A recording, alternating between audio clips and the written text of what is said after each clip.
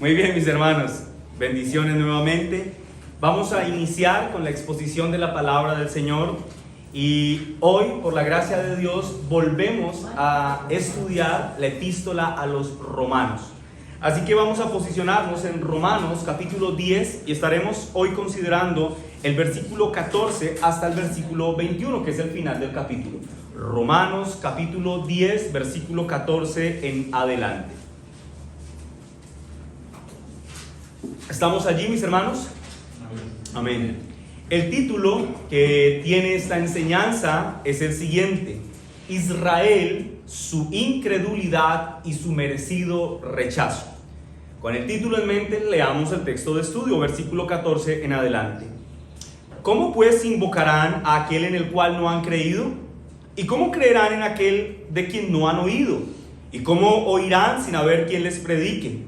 ¿Y cómo predicarán si no fueren enviados? Como está escrito, cuán hermosos son los pies de los que anuncian la paz, de los que anuncian buenas nuevas. Mas no todos obedecieron al evangelio, pues Isaías dice: Señor, ¿quién ha creído a nuestro anuncio? Así que la fe es por el oír, y el oír por la palabra de Dios. Pero digo, ¿no han oído? Antes bien por toda la tierra ha salido la voz de ellos, y hasta los fines de la tierra sus palabras. También digo, ¿no han conocido esto Israel? Primeramente Moisés dice: yo os provocaré a celos con un pueblo que no es pueblo, con un pueblo insensato os provocaré a ira. E Isaías dice resueltamente: fui hallado de los que no me buscaban, me manifesté a los que no preguntaban por mí. Pero acerca de Israel dice: todo el día extendí mis manos a un pueblo rebelde y contradictor. Amén. El texto que acabamos de leer tiene varios matices y a primera vista podría parecer un poco difícil de entender. Pero creo que hacemos bien si pensamos que el texto que acabamos de leer puede ser entendido algo así como un tribunal, como cuando alguien es llamado a juicio y presentado delante de un juez. En este texto, para que lo entendamos a través de esta ilustración, podemos decir que el acusante, quien se presenta como acusante en este tribunal, es Pablo. Y Pablo está trayendo un cúmulo de acusaciones contra un acusado. ¿Y quién es el acusado? Israel. ¿Y quién es el juez a quien se le están presentando el cúmulo acusatorio? Dios. Pablo entonces, ¿qué hace? Trae un cúmulo de pruebas para acusar a Israel de que lo que ellos han hecho los hace responsables de su rechazo. De hecho, ese es el tema que el apóstol Pablo está desarrollando en este texto. El punto de Pablo aquí es afirmar o demostrar que aquellos que rechazan la gracia de Dios son responsables de su propio rechazo, es decir, de que un día sean rechazados delante de Dios. Ese es el tema de esta sección, pero para entenderlo vamos a dividir nuestro texto en 4 puntos fundamentales.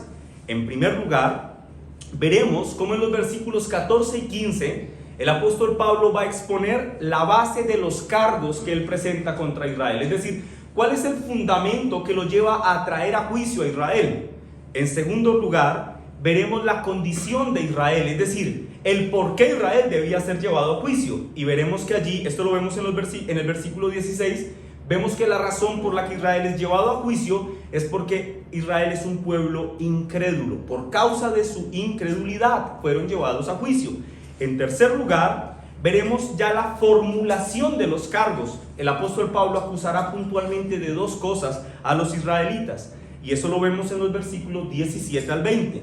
Y finalmente, en el versículo 21, se dictará sentencia contra el pueblo de Israel. Veamos ahora el proceso. Vamos al primer punto: las bases de los cargos de Pablo contra los israelitas. Leamos el versículo 14 al 15. Dice así la toda suficiente palabra de Dios: ¿cómo pues invocarán a aquel en el que no han creído? ¿Y cómo creerán en aquel de quien no han oído?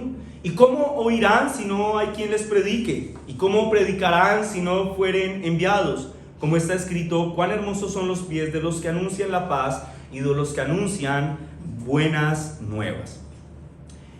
Es importante, para entender lo que acabamos de leer, es importante que recordemos el contexto bajo el cual estas palabras están siendo dichas.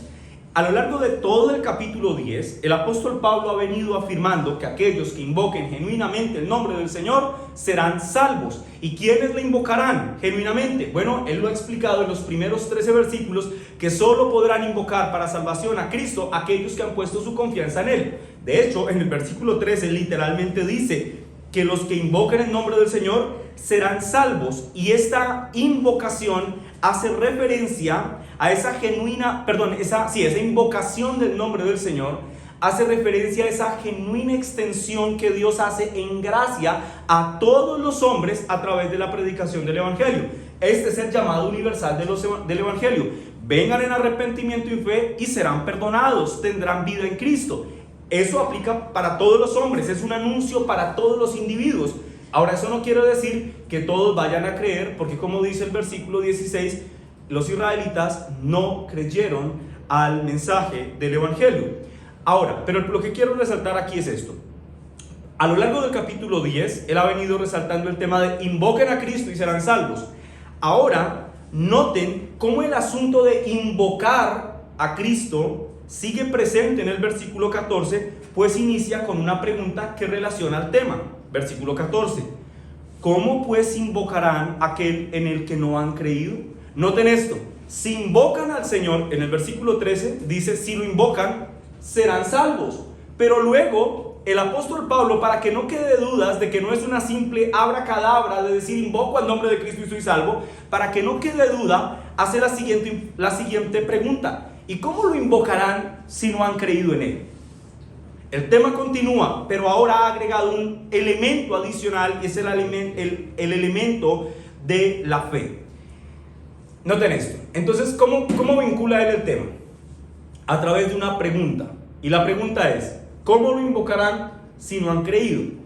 Si ustedes siguen leyendo el texto, versículo 15, 16, 17, 18, 19, 20 y 21, notarán que el apóstol Pablo lo que hará en los siguientes versículos es responder a esa pregunta. ¿Cómo lo invocarán si no han creído? Lo que Pablo esencialmente está haciendo en este texto, mis hermanos, es resaltar la completa responsabilidad que Israel tenía en rechazar el Evangelio y el subsiguiente rechazo que ellos recibirían de parte de Dios por haber rechazado el Evangelio.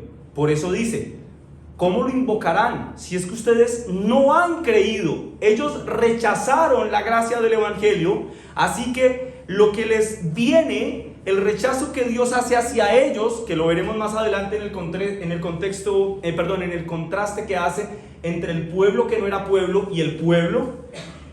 El Señor lo que está diciendo aquí es, ustedes son responsables de ser rechazados porque ustedes un día rechazaron la gracia del Evangelio. En otras palabras, el rechazo de Israel que Pablo presenta en este texto no era algo arbitrario de parte de Dios, era algo merecido, porque ellos rechazaron la gracia de Dios. Ahora, quiero que observen con mayúsculas en sus mentes este detalle, porque al final del sermón lo quiero traer nuevamente a sus mentes. Voy a leer el texto y noten los énfasis que voy a hacer. Versículo 14. ¿Cómo pues invocarán? Luego dice, aquel en el cual no han creído. Y luego dice, ¿y cómo creerán en aquel de quien no han oído? ¿Y cómo oirán sin haber quien les predique? Y luego dice, ¿y cómo predicarán si no fueren enviados? Noten esto, esta oración en términos gramaticales contiene un sujeto, porque asume que hay alguien que invoca, que cree, que oye, que predica y que es enviado. ¿Quién es el sujeto en esta oración de quien no se ha dicho el nombre hasta este momento? ¿Quién es el sujeto? Israel.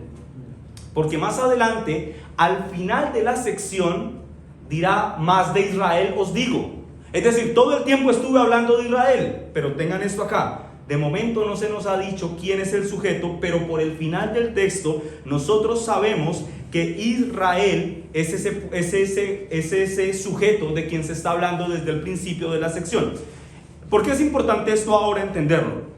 Porque más adelante El apóstol Pablo va a hacer el contraste entre el pueblo de Israel y entre el pueblo que no es pueblo. ¿A quién se refiere cuando él dice que se acercó a un pueblo que no preguntaba por él, por un pueblo que no le buscaba? A los gentiles, al pueblo gentil. Entonces es importante que tengan esto en mente. Hermanos, esto es solamente el andamiaje para que entendamos el texto. El sujeto es Israel y lo va a contrastar con un pueblo diferente que es el pueblo gentil. ¿Quién es el pueblo gentil? Bueno, todo aquel que no sea judío, o sea, todos nosotros somos pueblo gentil.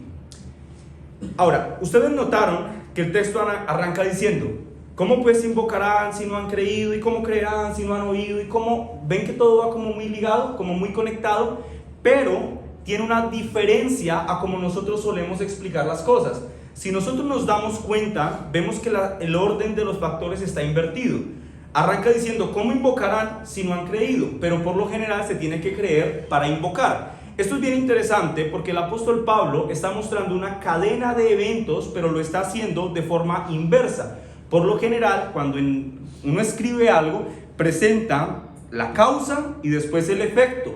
Pero aquí Pablo lo que hace es presentar el efecto y luego presenta la causa. Esto es algo así como algunos lo definen, una cadena regresiva de argumentación que parte del efecto a la causa. Primero, Pablo inicia hablando de invocar a Cristo. Pero invocar a Cristo, mis hermanos, es algo que solo puede venir por tener fe en Él. Ahora, tener fe en Cristo solamente es algo que puede venir por el haber oído de Él. Pero oír de Cristo implica necesariamente que tuvimos a alguien que nos predicara de Cristo. Y si alguien nos predicó de Cristo, es porque ese alguien estaba autorizado por Cristo para predicar de Él. Eso es todo lo que hay que decir del texto. No hay que agregarle nada más. Esa es la explicación del texto. Ahora, lo que deberíamos preguntarnos es: ¿y por qué Pablo presenta esta argumentación tan importante a la inversa? ¿Cuál es el propósito de esto? Pablo era un genio de la gramática y siempre tenía intenciones en las formas en las que escribía. ¿Por qué esta vez presenta de forma inversa su argumento? Diferente a lo que hizo en Romanos capítulo 8. ¿Recuerdan la cadena de salvación? Que allí sí presentó en orden progresivo, como si contáramos 1, 2, 3, 4. Aquí está como si contáramos 4, 3, 2, 1. ¿Por qué esta vez invirtió los elementos o el orden de ellos? Noten esto. Al final de la cadena, el texto termina haciendo recaer su énfasis sobre Cristo, sobre el que autoriza o comisiona a los predicadores para que compartan de su palabra. En otras palabras, la intención del apóstol Pablo es hacer entender a sus lectores que el fundamento de nuestra salvación es Cristo. Si Cristo nos llama a alguien para que predique su palabra, en principio no hay salvos. Porque la predicación de las Escrituras, mis hermanos, fue el medio divinamente establecido por Dios para salvar a su pueblo. Este es un medio ordinario. El medio, cuando me refiero a ordinario, me refiero a algo natural. Este es un medio ordinario, propagar, predicar la palabra de Dios para que su pueblo la escuche. La labor extraordinaria es la que Dios hace en sus corazones y en mi corazón, desde luego, cuando escuchamos la palabra de Dios y creemos, tenemos fe en Cristo y respondemos positivamente a las demandas del Evangelio. En otras palabras, mis hermanos, lo que quiero decir es que cada lector de esta carta debe quedar notificado de lo siguiente: 2 puntos. Cuando se rechaza a un predicador fiel, mayúscula, fiel de la palabra de Dios, cuando se rechaza a un hombre que comparte con temor y temblor la palabra de Dios, cuando se rechaza el mensaje de buenas nuevas que este individuo está rechazando, en realidad se está rechazando a Cristo mismo. Porque Él es quien comisiona a sus ministros. Esto me hace recordar cuando el Señor comisionó a sus discípulos en Lucas capítulo 10. Los hermanos de Biblia Rápida vayan allí, y los demás si quieren pueden escuchar. Cuando el Señor en Lucas 10, versículo 16, le dice a sus discípulos: el que a vosotros oye, a mí me oye. Y el que a vosotros desecha, a mí me desecha. Y el que me desecha a mí, desecha al que me envió. Hermanos, esto hay que decirlo con pinzas, dado el contexto del evangelicalismo actual en el que nos encontramos. Nosotros vivimos en un tiempo en donde algunos individuos que ilegítimamente ocupan una labor en el ministerio dicen: yo soy el hombre de Dios y tú tienes que escuchar todo lo que diga porque yo soy el hombre de Dios y debes hacer conforme yo te diga porque yo soy el hombre de Dios. Y eso no puede ser de ninguna forma aceptado por la iglesia de Cristo. La iglesia de Cristo debe atender a aquel hombre que Dios ha puesto al servicio de la iglesia como ministro, en tanto ese individuo hable la palabra de Dios. Si lo que dice se aleja de las Sagradas Escrituras, él no debe ser atendido. Pero cuando el ministro, mis hermanos, habla fielmente la palabra de Dios, su pueblo debe atender a la exhortación del ministro. Cuando la iglesia rechaza, o cuando un individuo rechaza la voz de un ministro fiel, está rechazando a Cristo mismo. El que a vosotros oye, dijo el Señor, a mí me oye. Así que el texto tiene implícita dentro de sí mismo una advertencia para la iglesia. Iglesia, atiende a aquellos hombres fieles que proclamen mi palabra. Pero en segundo lugar, mis hermanos, también tiene una clara advertencia para los ministros. Para que un individuo sea un predicador de las buenas nuevas de salvación, ese individuo primero debe cerciorarse de que ha sido realmente llamado por Cristo para esa labor. Y quienes han estado en las exposiciones de 1 de Timoteo recordarán que utilizamos todo un sermón para hablar de la necesidad del llamado en los ministros. Un ministro no es ministro porque se le ocurrió pararse al frente y hablar, o porque se dio cuenta que tiene excelentes capacidades de comunicación. Un ministro es ministro porque Cristo lo ha llamado al ministerio y le ha dado las dotaciones para que ejerza su labor en el ministerio. ¿Qué es un predicador? ¿Qué es un predicador? ¿Es un hombre muy capaz, diferente y sobrenatural dentro de la iglesia? Para nada, mis hermanos. Un predicador es un servidor de Cristo que tiene como labor principal en su vida proclamar a Cristo todos los días de su vida. Mis hermanos, la predicación genuina, aquella que no puede y no debe ser rechazada por los hombres, solo tiene un protagonista. Y ese protagonista, así es, mi hermana, es Cristo y nadie más que Cristo. La predicación fiel de la palabra de Dios, mis hermanos, es un mensaje vivo. Es un mensaje tan vivo que el hombre desanimado, cuando escucha la palabra de Dios, cobra ánimo. Es un mensaje tan vivo que el hombre desesperanzado, cuando escucha la predicación de la palabra de Dios, se aferra a ella y cobra ánimo. Es un mensaje tan importante que ningún hombre que escuche fielmente la palabra de Dios de otro que la predique fielmente podría jamás aburrirse en la predicación de la palabra de Dios. El predicador tiene una labor gloriosa, mis hermanos, y es entregar la noticia más gloriosa y sublime que jamás antes pudo o pudiera ser entregada. ¿Cuál es la noticia gloriosa que entrega el predicador? El mensaje de esperanza que hay en Cristo. Como lo dijo mi hermana, el mensaje de la salvación. Esa es la labor del ministro. Decirle al pueblo muerto en delitos y pecados: cree en Cristo y vivirás. Pon tu confianza en Cristo y hallarás vida. Y aún estando muerto, no importa, vivirás en Cristo. Cree en Cristo y vivirás. Este es el mensaje más glorioso y más excelso que un hombre pueda recibir y que un hombre pueda entregar sobre la tierra. Hermanos, no existe una noticia más gloriosa, no existe una noticia más maravillosa que esta. Si hoy nos dijeran que Colombia hoy pasó de ser un país tercermundista y de la noche a la mañana nos convertimos en la potencia económica del mundo. Esa sería una gran noticia para este pueblo, pero no sería la mejor noticia que escuche este pueblo. La mejor noticia que puede escuchar este pueblo es que Dios se encarnó, se humanó, vino, vivió y murió por nuestros pecados, murió en una cruz de una manera terrible que no merecía, a fin de que su perfecta justicia nos fuera imputada y ahora nosotros fuéramos declarados justos delante del Padre. ¿Qué noticia maravillosa es esta? Dime, ¿hay una noticia más gloriosa que esta? Desde luego que no, no lo hay. Porque si hoy fuéramos potencia mundial de la economía, mañana podría haber un revolcón económico y dejaríamos de serlo. Pero de Cristo nadie nos separará, mis hermanos. Es una noticia gloriosa y es una noticia segura. Y como para que no quede dudas de esto, el apóstol Pablo afirma que al pueblo de Israel sí se le dieron esta clase de predicadores fieles.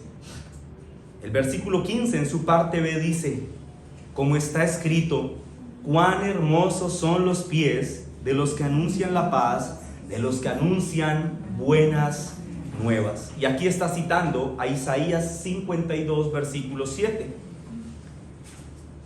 William Hendrickson comenta sobre Isaías 52, versículo 7 lo siguiente. Escuchen con atención, hermanos. En este texto el profeta describe la exuberancia con la que los exiliados daban la bienvenida a las noticias de su inminente liberación del cautiverio. Recuerden esto, el pueblo de Israel fue llevado cautivo a Babilonia, y en este contexto de Isaías 52 están recibiendo las noticias de que serán liberados, así que están muy gozosos, están muy alegres porque les han traído una muy buena noticia: libertad. Y esto es lo que está diciendo Hendrickson. Este pueblo está tan contento que no puede ocultar su alegría tras sus labios, sino que está cantando, dando voces, está saltando de alegría porque saben que van a ser liberados. Ahora comenta Hendrickson: estas nuevas, refiriéndose a las noticias, eran consideradas por ellos como algo muy maravilloso. No solamente porque ahora podrían volver a su patria, sino también, y creo, dice Hendrickson, esta era la razón primordial y más especial para ellos, porque estas noticias significaban que el favor de Dios todavía estaba con ellos, y que no era por por este o aquel poder terrenal, sino que Dios seguía siendo su propio Dios y que reinaba sobre la tierra. Por esto eran buenas noticias para ellos, porque el favor de Dios aún estaba con ellos. Y pregunto, hermanos, nuevamente, dime, ¿hay una noticia más grande y más gloriosa que esta?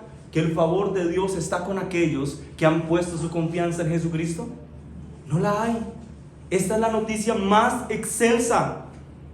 Dime, ¿hay una noticia más grande que esta? Que en Cristo somos reconciliados con el Dios Padre, porque esta es nuestra realidad. Nacemos en enemistad con Dios. Nacemos sujetos a una naturaleza caída que aborrece todo lo santo. Y por causa de esa naturaleza caída necesitamos ser reconciliados con el Dios Padre. Y en Cristo encontramos esa reconciliación. ¿Qué hace un predicador? Anuncia que en Cristo existe dicha reconciliación, mis hermanos. En 2 de Corintios, capítulo 5, versículo 20, así lo expresa el apóstol Pablo. 2 de Corintios 5, 20. Así que somos embajadores en el nombre de Cristo. Escuchen esto, hermanos. Como si Dios rogase por medio de nosotros, os rogamos en el nombre de Cristo. 2 puntos. ¿Qué es lo que ruega el ministro? Reconciliaos con Dios. Versículo 21. Explica la razón por la que tú y yo podemos ser reconciliados con Dios. Versículo 21. Al que no conoció pecado, refiriéndose a Cristo, por nosotros lo hizo pecado, para que nosotros fuésemos hecho justicia de Dios en él. Esta es la noticia más emocionante que existe: que somos reconciliados con Dios por medio de Cristo, ya que Dios a Cristo le hizo pecado. No que Cristo sea un pecador, sino que Él cargó el precio de nuestros pecados sobre sí mismo y vivió una vida perfecta, de perfecta justicia. Y ahora esa justicia perfecta nos es imputada a nosotros, es decir, puesta en nuestra cuenta, puesta a nuestro favor. Dime, ¿hay una noticia más perfecta que esta? Que tú eres declarado perfectamente justo delante del Padre. Que cuando Él te vaya a juzgar, diga, el veredicto diga, perfecto. ¿Tú eres perfecto? No. Pero si has creído en Cristo, la justicia perfecta de Cristo te es imputada, es decir, es puesta a tu favor. ¿Qué noticia esta, mis hermanos? Qué noticia emocionante esta. Eso hace que la expresión, cuán hermosos son los pies de los que anuncian la paz, de los que anuncian las buenas nuevas, sea completamente entendible para nosotros.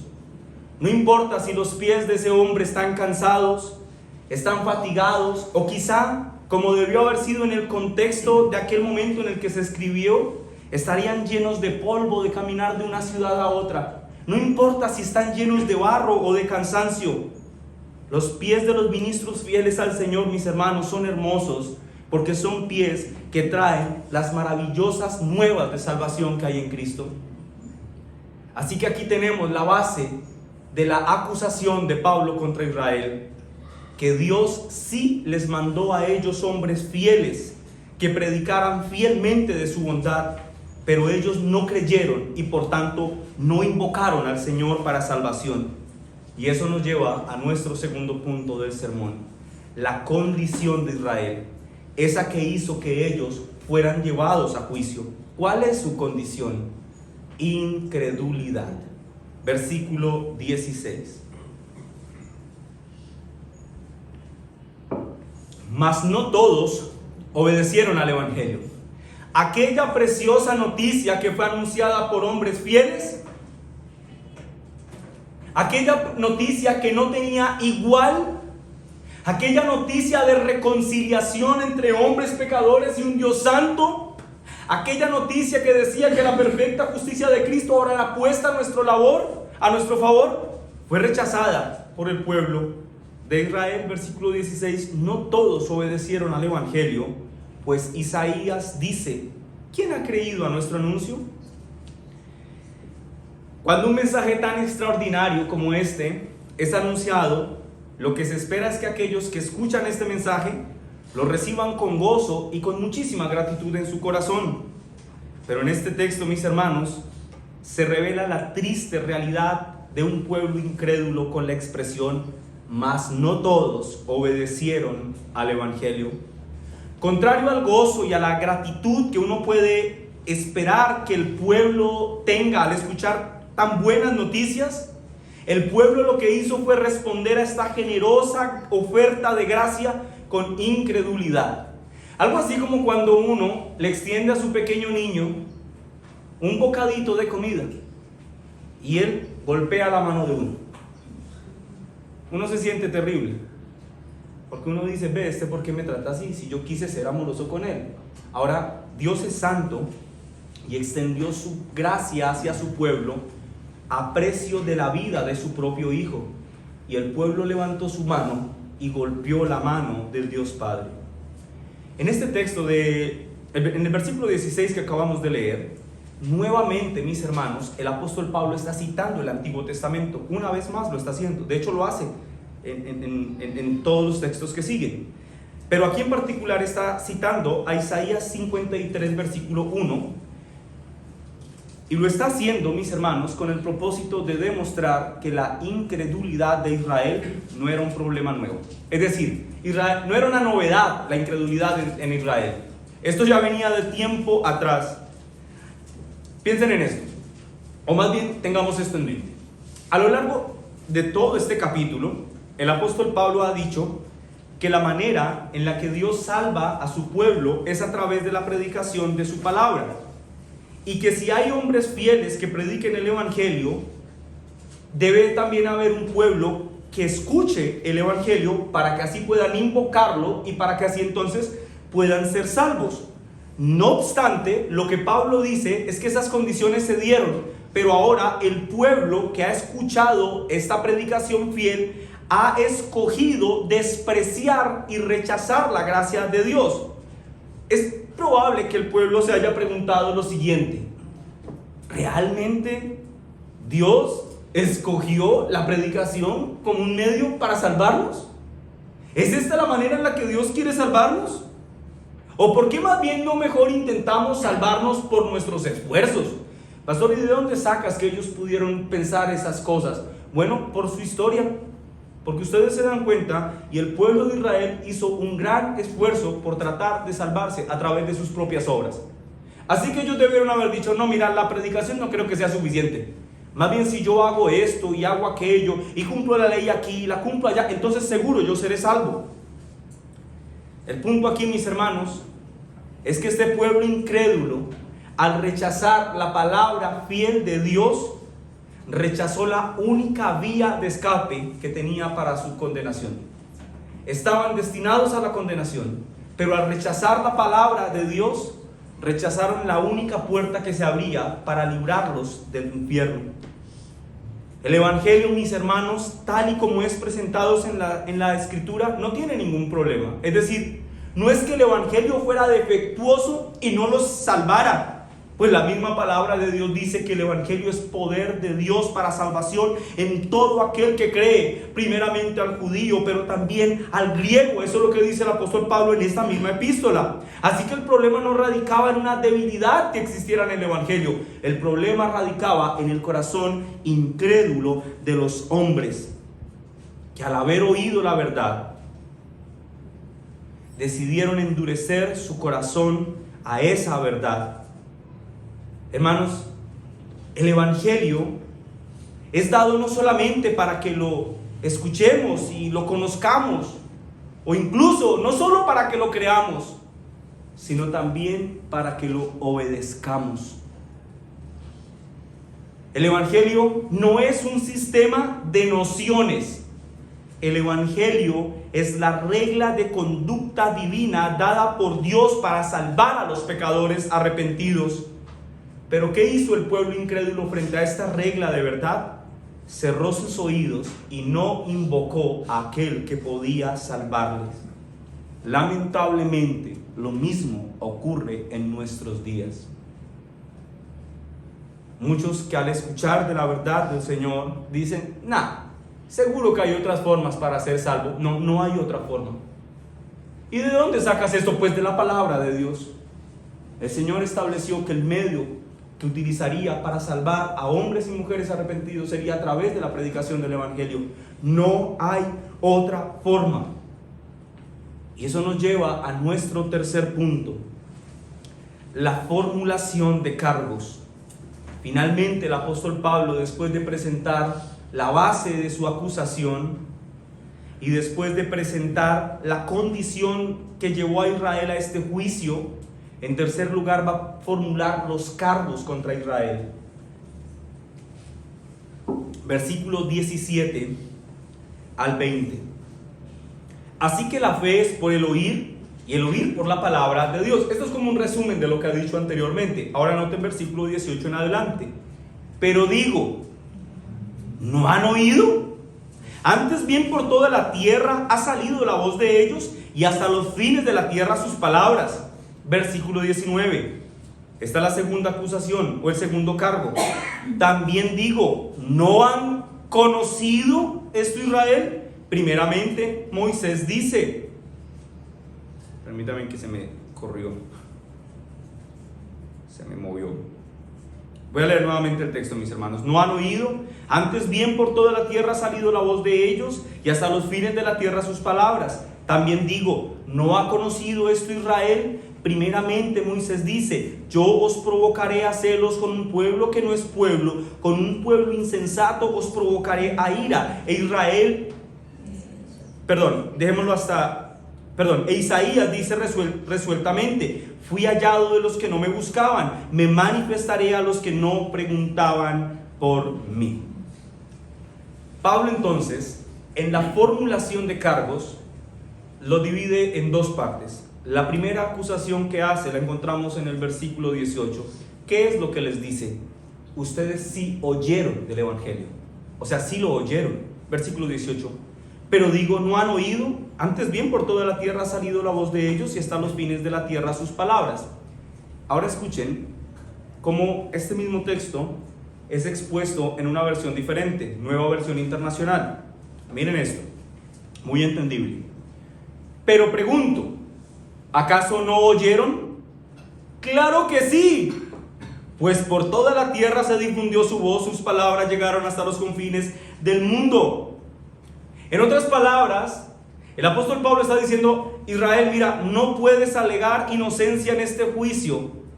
No puedes alegar que eres inocente refugiándote en estos argumentos. No, yo nunca supe de Cristo.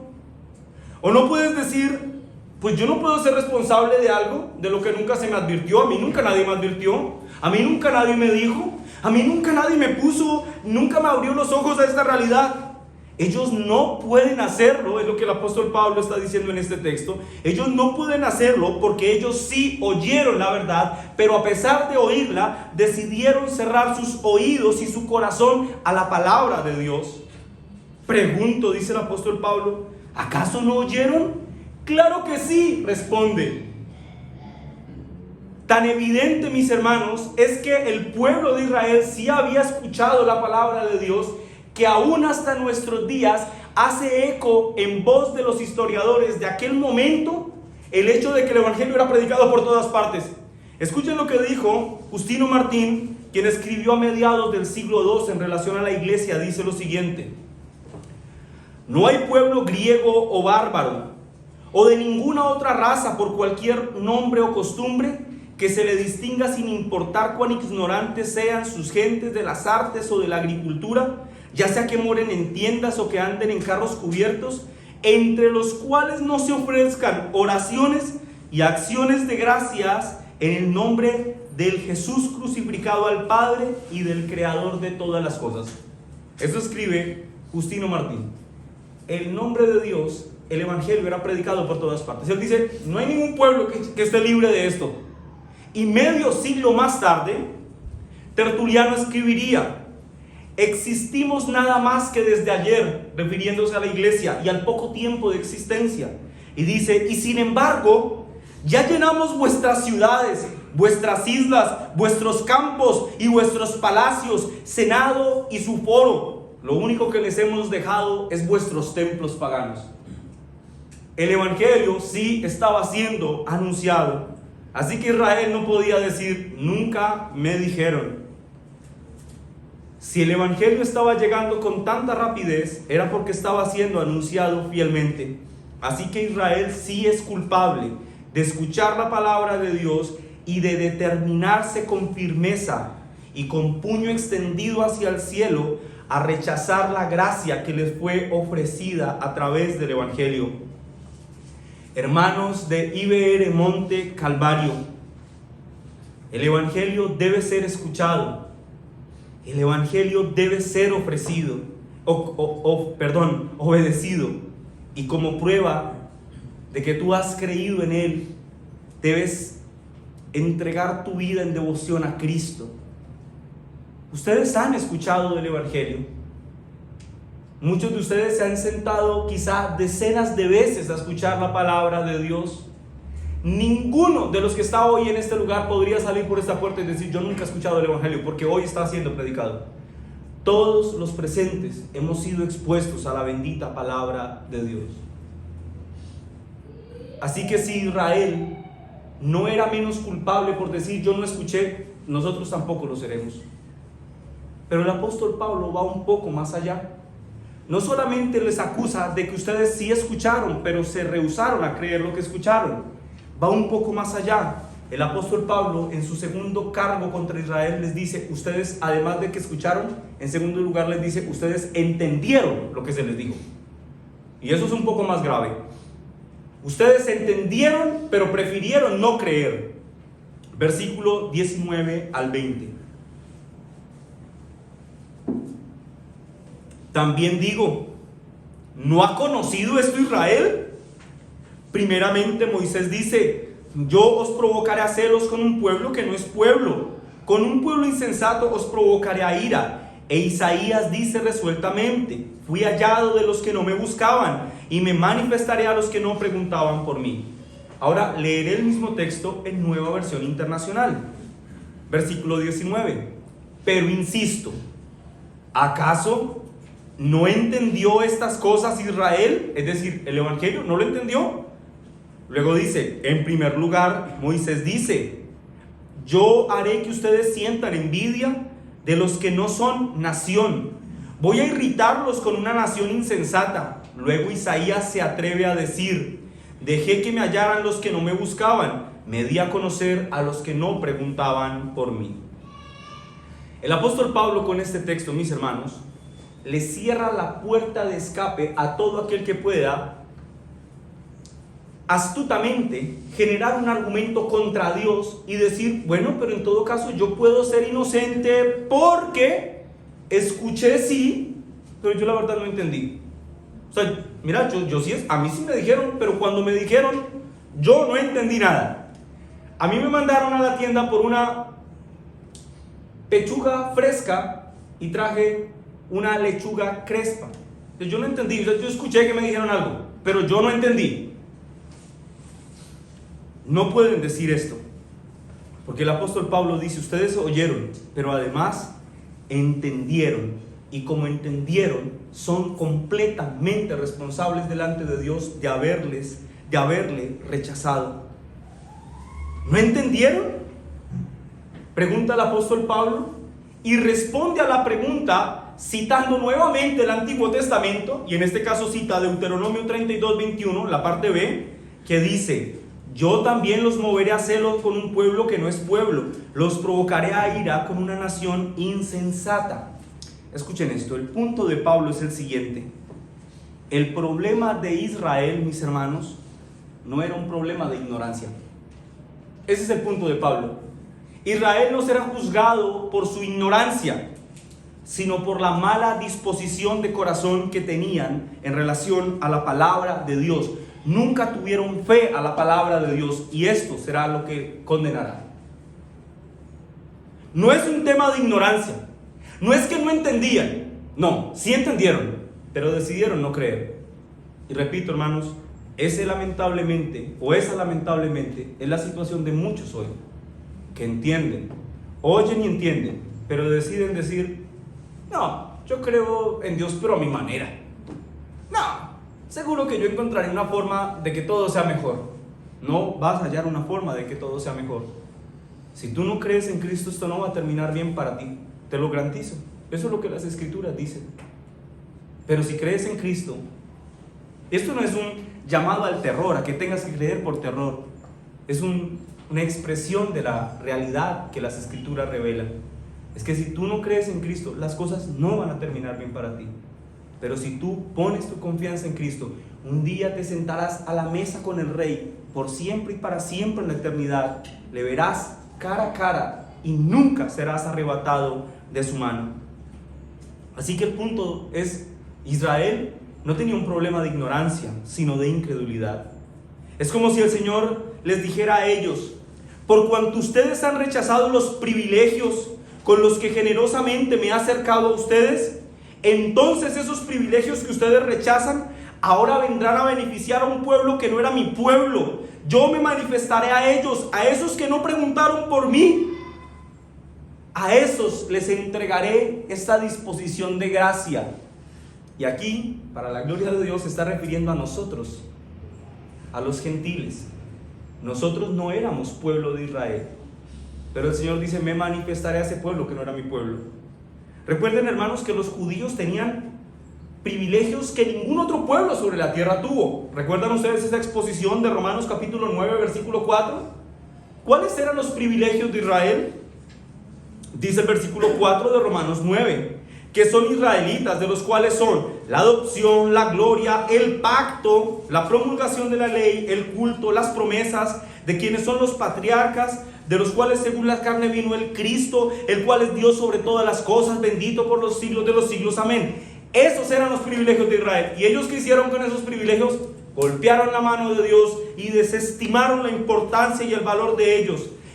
Ahora, entonces esos privilegios vendrían a beneficiar a un pueblo compuesto de judíos y de gentiles, como quiera que sea, de hombres y mujeres que pongan su confianza en Cristo. Hermanos amados, los privilegios que un día beneficiaron tanto a Israel, en este estrado que hoy hemos estructurado en este sermón, hoy testifican contra ellos. Ustedes tuvieron privilegios maravillosos que ningún otro pueblo sobre la tierra tuvo. A ustedes les fue entregada la palabra de Dios, pero ustedes rehusaron creer en ella. Ellos recibieron lo que otros pueblos no. Ellos escucharon lo que otros pueblos no. Ellos fueron instruidos como otros pueblos no fueron instruidos, pero a pesar de todo, decidieron caminar por la senda de la incredulidad. Esta dolorosa escena que define la realidad de Israel, lamentablemente también define la realidad de muchos hoy. Muchos oyen, muchos entienden, muchos saben que deben vivir en arrepentimiento y fe.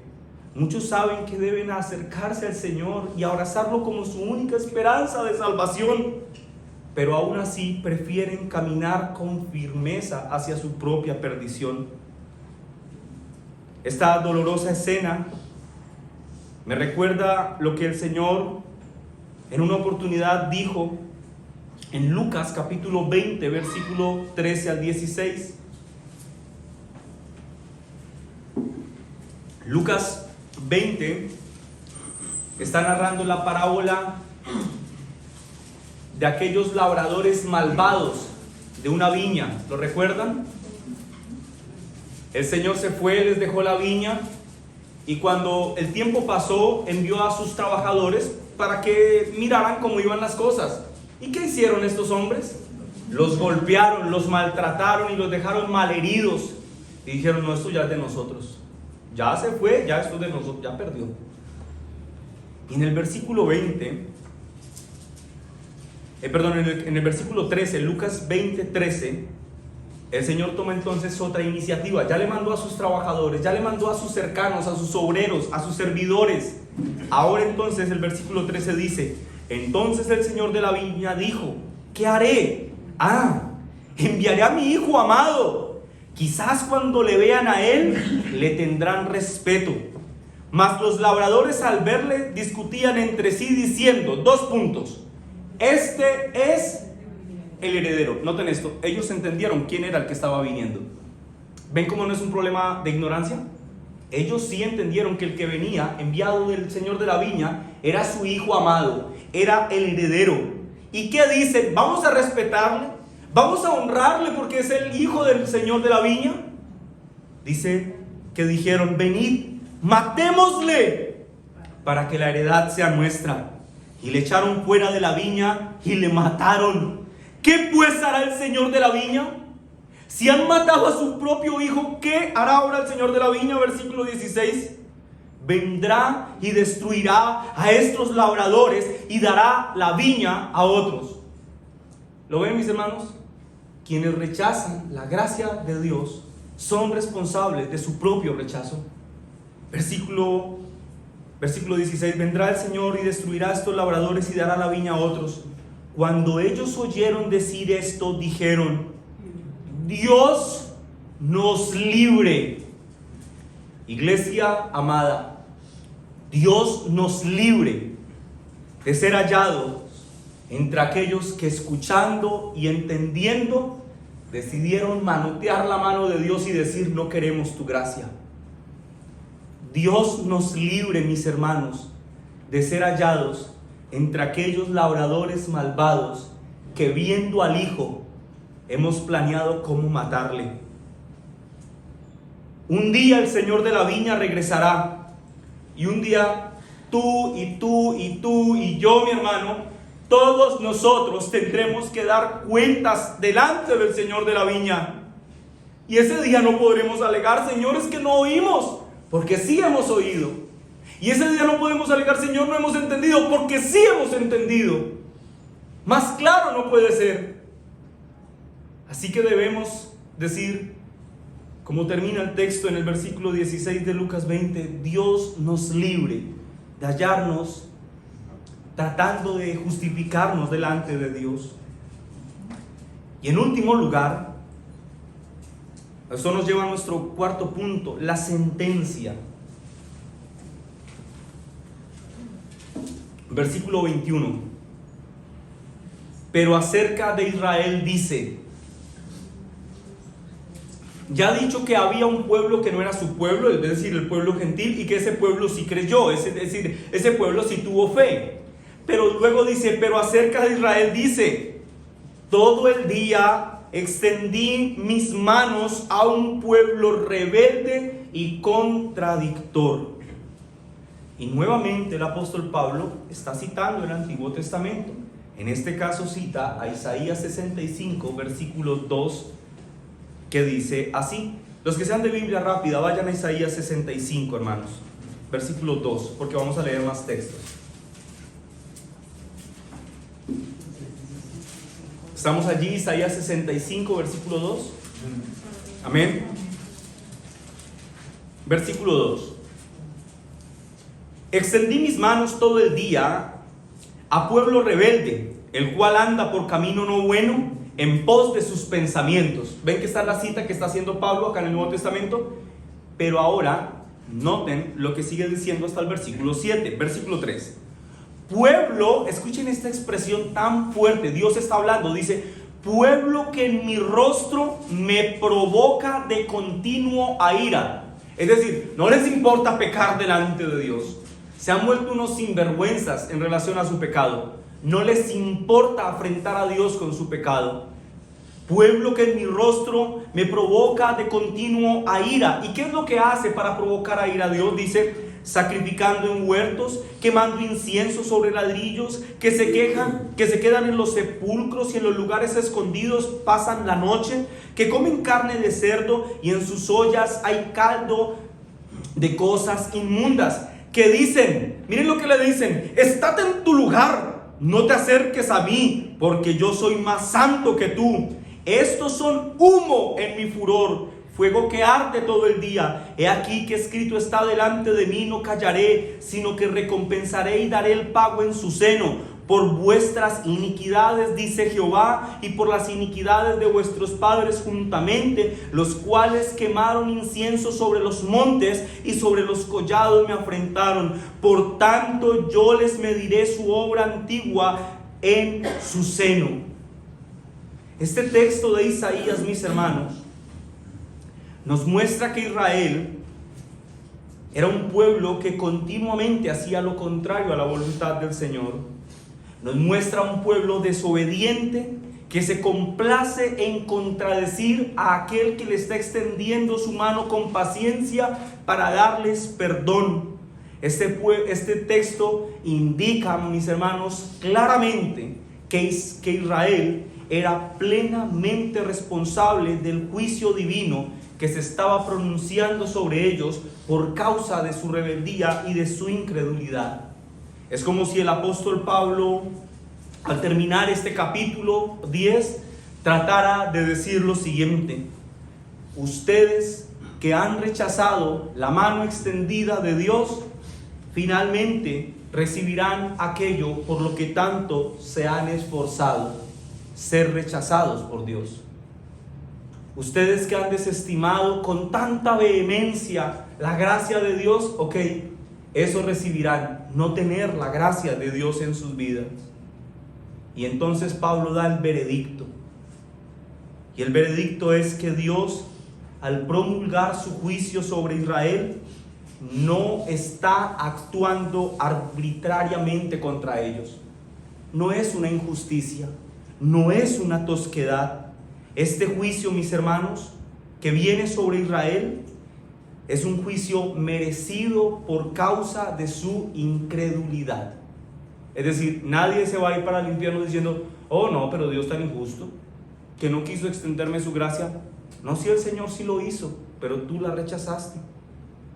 Este doloroso escenario que estoy narrando aquí, mis hermanos, queda claramente plasmado en Mateo capítulo 23, versículo 37 y 38, cuando el Señor, mirando a Jerusalén, dice: oh Jerusalén, Jerusalén, que matas a los profetas y apedreas a los que te son enviados. Jerusalén, cuántas veces quise juntar a tus hijos como la gallina junta sus polluelos debajo de sus alas y no quisiste. He aquí, vuestra casa os es dejada desierta. Sí, yo te quise amparar bajo mis alas.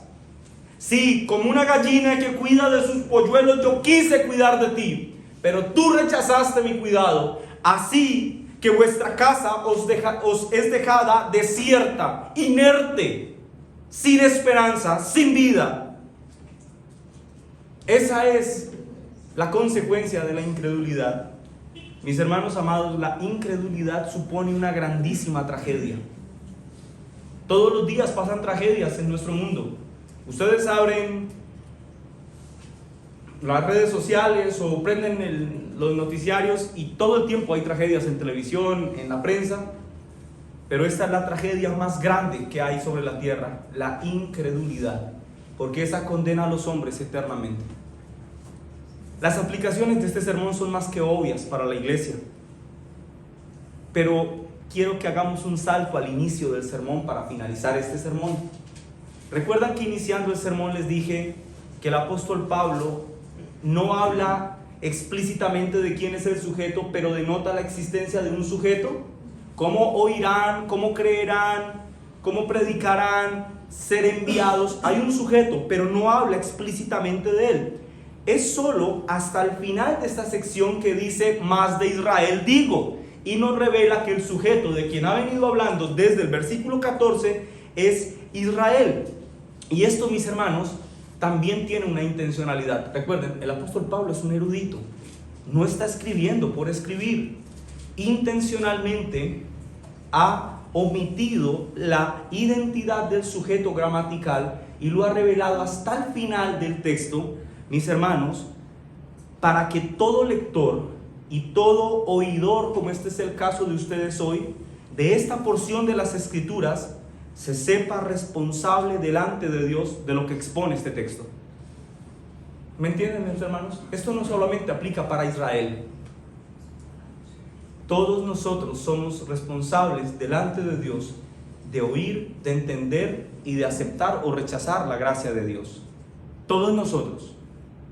Por esa razón Pablo al final del texto revela la identidad del sujeto, para que cuando nosotros leamos el texto sepamos que esto también nos involucra a nosotros. Un día, mis hermanos, nosotros estaremos delante del tribunal de Dios. Y es probable que todas estas horas y horas de predicación que hemos disfrutado se nos vengan a la mente. Iglesia amada, el Señor, a través de la predicación fiel de su palabra, nos ha extendido su mano. Es a través de la predicación fiel de la palabra que el Señor nos ha amparado como una gallina ampara sus polluelos bajo sus alas. Tú no puedes negar que ha sido así. Tú no puedes negar que el Señor te ha extendido su gracia. El solo hecho de que tú estés respirando hoy, de que estés vivo hoy, es una prueba irrefutable de que Dios está siendo paciente contigo y que ha extendido tu gracia un día más sobre ti. No lo puedes negar. Muchos llevan años escuchando de la palabra de Dios. Es probable que todos los presentes aquí tengamos una Biblia en casa, y si alguien no la tiene, por favor déjeme saber que con mucho gusto yo le daré una de mis propias Biblias. Pero es probable que todos tengamos una Biblia en casa. Es probable que todos los presentes hayamos escuchado más de un sermón en el que se nos predique de la palabra de Dios. Así que nadie podrá alegar que ha rechazado a Dios por falta de que no le escuchó o de que ignoró lo que significaba creer en el Señor. Nadie podrá alegar esto. Si esas son las excusas de alguien aquí, quiero anticiparme a darte una terrible noticia de lo que pasará contigo. Y es que serás hallado culpable delante de Dios. Porque si tú vas sin Cristo al tribunal divino, no hay otro resultado en tu juicio. Serás hallado culpable. Y no podrás decir, no oí o yo ignoré. No, nadie podrá decir eso.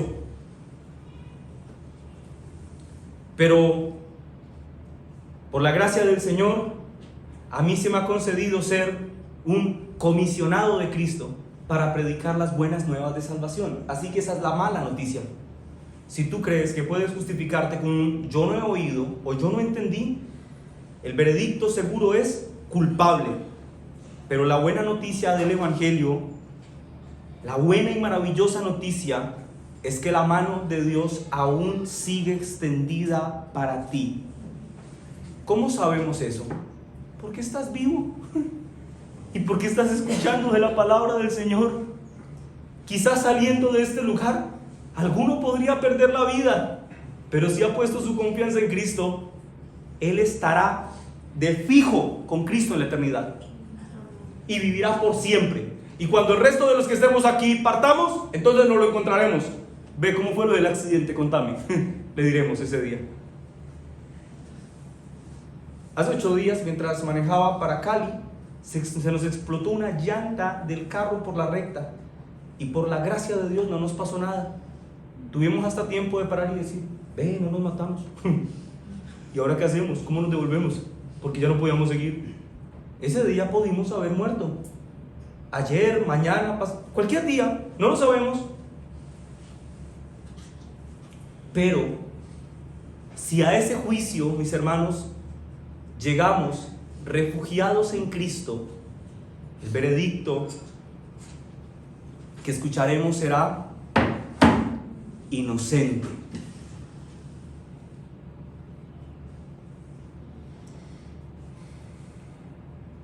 Yo me pregunto y pienso en que puede ser probable que alguno de los presentes haya escuchado el Evangelio durante mucho tiempo y aún así diga: me rehúso a creerlo tal y como me lo han presentado. Si ese es el caso de alguien, yo pregunto de verdad, con dolor en mi corazón: ¿qué estás haciendo? ¿Por qué estás rechazando la mano extendida de Dios?